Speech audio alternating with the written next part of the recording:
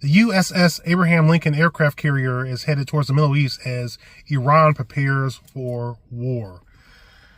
All right, the USS Abraham Lincoln has entered the Indian Ocean, is entering SATCOM's region. It's going to be within striking distance of Iran, and Iran, their supreme leader, has gone underground. Iran's claiming that they're more prepared than ever. Well, that doesn't mean anything, because last time they weren't prepared. They didn't seem very prepared to me. And of course, the situation in Venezuela, the Venezuela government, they had some hardware from China and Russia.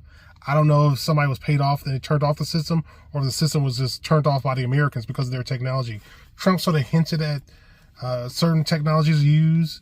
I don't know if he was supposed to say that publicly. He was talking about maybe the DARPA weapon that was used against the personnel. But anyway, I'm not going to get into all that. But I will say that it looks like Iran is preparing for war.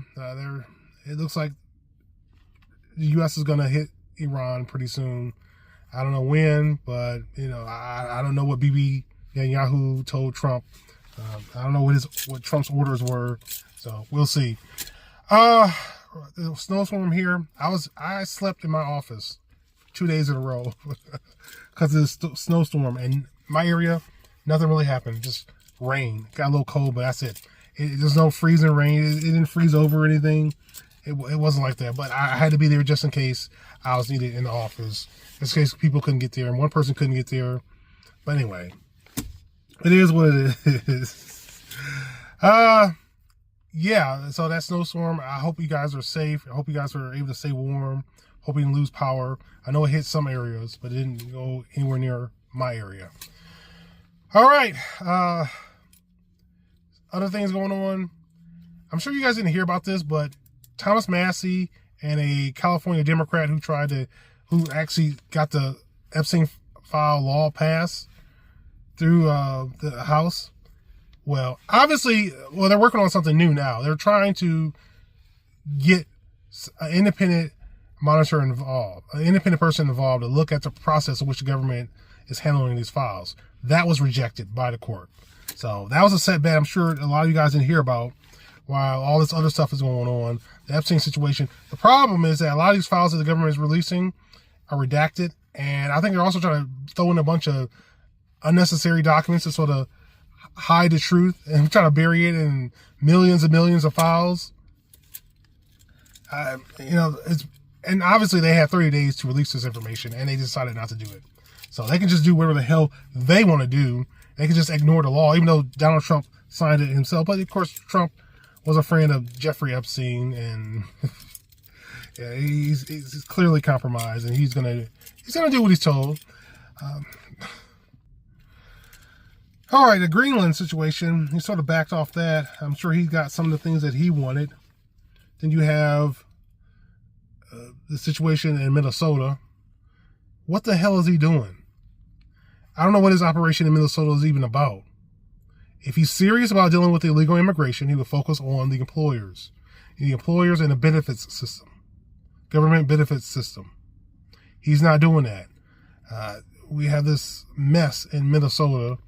Apparently, I think last night there were some demonstrators actually targeting the hotel where some of those ICE agents were living in.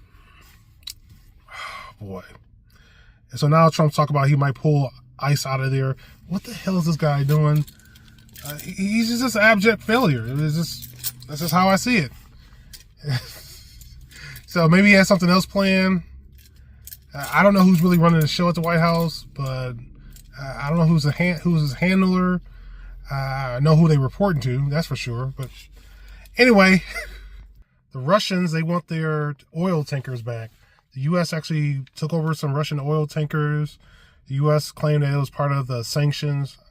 I mean, that's pretty bold. I mean, the U.S., they're so comfortable in dealing with Russia that they just took their stuff. I mean, it's, hey, I guess there's nothing Russia can do about it. I mean, that's going to be the interpretation people are going to get from all this. But Russia, they're trying to get it back, but I don't see how this doesn't go kinetic. This whole situation with the U.S. and Russia and China, they had a supposed coup that a top general arrested in China. Apparently a number of people arrested in China. I think this guy was accused of accepting a bribe and some other stuff. But anyway, they got some issues going on as we head towards this World War III. But we'll see. Hopefully we can avoid World War III. Back here at home, and one of the things that really disturbed me about the whole Minnesota situation is the rhetoric coming from the Trump officials. Like this one guy, the Border Patrol commander in charge, George Bovino, stepped up and said that, hey, you know, we respect the Second Amendment, but it doesn't really apply when you're trying to obstruct officers, federal officers, or you're trying to riot or all this other stuff. Dude, that you can protest and still have a gun. You don't lose your Second Amendment rights because you're exercising your First Amendment right. What the hell?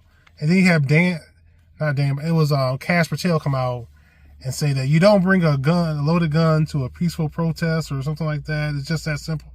Just that simple. And I'm just thinking, oh, okay, but you can, if you're the right type of person, you can get it wrong. You can get involved with the Epstein stuff, right? I mean, that's no problem. And people like Kash Patel will protect you. Okay, that's not an issue, but but they're trying to make this Alex guy who got shot and killed by those Border Patrol agents. They're trying to make this guy seem like he's a villain or something. We saw the video, man. I know things happened before the video, but get real, guys. It just seems like they don't know what the hell they're doing, because they don't. This government. All right, guys. And people keep saying, well, you voted for this. Man, give me a break. Whenever there's an election coming, they say, if you don't vote, you can't complain. Okay, then when you vote, they say, well, you voted for this, so you can't complain. What the hell? If I voted for no new foreign wars, that's what I want. If I voted for America first, that's what I want. I didn't vote for this crap. But anyway, share your thoughts, guys. All right, so that's the question of the day. Is this what you voted for? Are there certain things that you like that Trump's doing and certain things you don't like? Share your thoughts. I want to see mass deportations. I want to see a secure border. We do have a secure border. I will give Trump credit for that. But you guys, just share your thoughts overall, where this country's going.